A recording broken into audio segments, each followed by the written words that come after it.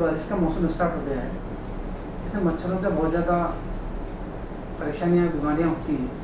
और जैसे बारिश का मौसम होता है तो लोगों में बहुत तरह की चीज़ें दिमाग में आने लग जाती हैं। मच्छरों के काटने से कौन कौन सी बीमारियाँ होती हैं? तो वैसे तो मच्छरों के काटने से कई तरह की बीमारियां होती हैं, पर जो आम बीमारियां हैं और जिनको अपन को समझना चाहिए वो दो तरह की बीमारियां होती हैं। एक होती है मच्छरों के काटने से मलेरिया, जो एक पैरासाइट के द्वारा होती है। दूसरी बीमारी होती है डेंगू या चिकनगुनिया, जो एक वायरस के द्वारा होती है। दोनों ही बीमारियां मच्छर के काटने से ही फैलती हैं। अब इसमें क्या होता है कि दो तरह के मच्छर, अलग अलग बीमारी के लिए दोनों तरह के अलग अलग मच्छर होते हैं। जो मलेरिया फैलाते हैं उसको हम मादा एनोफ्लीज कहते हैं, मतलब मेल नहीं, फीमेल ज़्यादा खतरनाक है। तो मादा एनोफ्लीज जो होती है वो मलेरिया फैलाती है और वो मच्छर गंदे पानी में पैदा होते हैं, भरे हुए पानी में, गंदे पानी में पैदा होते हैं। दूसरी है डेंगू या चिकनगुनिया, जो वायरस से होती है। इनकी जो बीमारियाँ फैलती हैं वो एडीज नाम के मच्छर से फैलती हैं। उसमें वो जो है वो साफ पानी में पैदा होता है। तो अपन ये मान के चलें कि दो तरह की बीमारियाँ, दो तरह के अलग अलग मच्छर, एक सफाई पसंद, एक सफाई पसंद नहीं। ठीक है, इस तरह से अपन डिवाइड करते हैं। Park heart and EECP general hospital US FDA व अमेरिकन हार्ट एसोसिएशन द्वारा अनुमोदित राजस्थान का प्रथम अंतर्राष्ट्रीय मापदंडों के अनुसार हार्ट अटैक के मरीजों का बिना सर्जरी, बिना भर्ती किए ईईसीपी द्वारा अत्याधुनिक इलाज। सर, अभी मच्छर के कारण से जीका वायरस के बहुत ज़्यादा नाम आ रहा है कि जीका वायरस होता है और ये बहुत घातक होता है। नहीं, उसका ऐसा कोई नहीं है। मच्छरों के जो मॉस्किटो खाने से जो दो मेन बीमारियां हैं वो अपन इन्हीं दोनों को मान के चलें। अब इसमें से ये मानना पड़ेगा कि भाई मलेरिया किसी हद तक कम हो गया है। पहले जितने केसेस देखने को मिलते थे, एक समय था जब मलेरिया से एपिडेमिक जैसे अभी कोरोना फैल रहा है, ऐसे ही एपिडेमिक फैलती थी। गाँव के गाँव में मलेरिया हो गए, है ना। अफ्रीकन कंट्रीज़ में अभी तक कुछ हिस्से ऐसे हैं जहाँ पर कि मलेरिया बहुत ज़्यादा होता है, और उनमें मलेरिया के द्वारा जो क्रोनिक मलेरिया होता है उसके द्वारा जो खून की कमी होना है या अनीमिया होना है या जो तिल्ली होती है वो बढ़ जाना होता है, उनकी दर बहुत ज़्यादा है। लेकिन इंडिया में अच्छी बात यह है कि पिछले 5-7 साल से मलेरिया के केसेस, जब से ये अभियान चलाया गया है गवर्नमेंट के द्वारा, सेंट्रल गवर्नमेंट के द्वारा, तब से मलेरिया केसों में दिनों दिन कमी आती चली गई।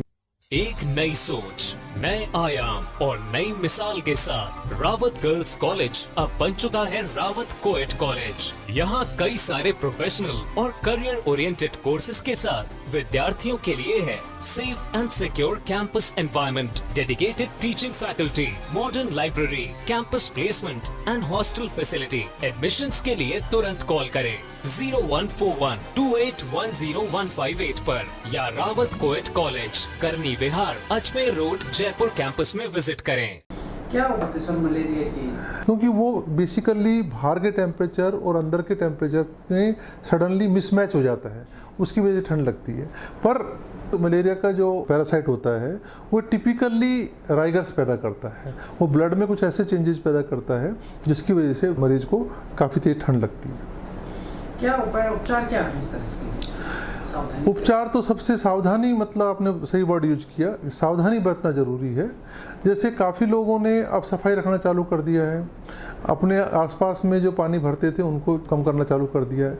तो जहाँ तक मलेरिया की बातें हैं, जो अपने घर के बाहर गंदी नालियाँ हैं उनमें सफाई होनी चाहिए, उसमें DDT पाउडर का छिड़काव होना चाहिए। गवर्नमेंट करे चाहे नहीं करे, आपकी ड्यूटी बनती है कि आप अपने घर के बाहर जो भी नाली हैं उसके अंदर केवल सिंपली करना है कि भाई उसको साफ़ करवा दीजिए या उसके अंदर DDT पाउडर डलवा दीजिए या मेलाथायोन का छिड़काव करा दीजिए। इस तरह से अपन उन मच्छरों को कम कर सकते हैं। जहाँ तक डेंगू और चिकनगुनिया के जो मच्छर हैं, एडीज मच्छर हैं, जो दिन में काटते हैं जनरली, और मलेरिया के मच्छर रात को ज़्यादा काटते हैं और एडीज मच्छर है वो दिन में ज़्यादा काटते हैं। तो अपने को क्या है कि उनसे बचाव के लिए जो अपने साफ़ पानी भरे होते हैं, जैसे अपन ने कबूतरों के लिए पानी भर के रख दिया, उसको डेली चेंज करिए। कूलर में पानी भरा हुआ है उसको डेली चेंज करिए। कबूतरों का पानी तो चेंज कर देंगे रोजाना, लेकिन कूलर में पानी भरा हुआ है, अपन यदि मानो बहुत ज़्यादा पेड़ पौधे अपने पास में नहीं है, अपन उस पानी को वेस्ट नहीं करना चाहते हैं, तो सिंपल क्या करिए कि जैसे एक पहले छोटी जो घर की मशीन होती थी उसमें एक आती थी ना कुप्पी, जिससे पानी उसमें ऑयल डालते थे, उस कुप्पी में मिट्टी तेल भर के रख लीजिए, घासलेट भर के रख लीजिए। आप रोजाना नियमित रूप से जब आप कूलर बंद करते हैं, सपोज करो कि सुबह उठ के आपने 2-3 घंटे कूलर बंद किया, उस पानी के अंदर 5-7 बूंदे घासलेट डाल दीजिए, तो उस पर सतह के ऊपर, पानी की सतह के ऊपर कूलर में एक लेयर बन जाएगी। तो जो मलेरिया, जो मच्छरों के लार्वे हैं जो ऊपर आएंगे तो सांस नहीं ले पाएंगे और वो मर जाएंगे। एक सिंपल ये करना है। तो आप खुद का भी कर सकते हैं कूलर में इस तरह से, और आस पड़ोस वालों को कूलर में भी डाल सकते हैं। और यदि काम ख़त्म हो गया है तो कई लोग मैंने देखा है कि सर्दियों तक इंतजार करते थे, कूलर भरे हुए तो भरे हुए हैं, और इन दिनों में ही अगस्त सितंबर में कूलर में वो मच्छर पनपते रहते हैं और चलते भी नहीं है कूलर, तो सर्कुलेट पानी भी नहीं होता है, वो स्थिर पानी रहता है, उसमें काफ़ी सारे मलेरिया जो ये मॉस्किटोज हैं, मच्छर हैं, उनके लार्वा डेवलप होते रहते हैं। तो जैसे ही काम खत्म हो अपने को डेफिनेटली कूलर का पानी खाली करके रख देना चाहिए। अगर सर मलेरिया हो जाए या चिकनगुनिया की शिकायत हो, डेंगू हो जाए, तो क्या उपाय है उसके लिए? सबसे इम्पोर्टेंट जो चीज़ है कि आपको डॉक्टर को दिखाना चाहिए। उसके बाद इसके बड़े सिंपल टेस्ट हैं।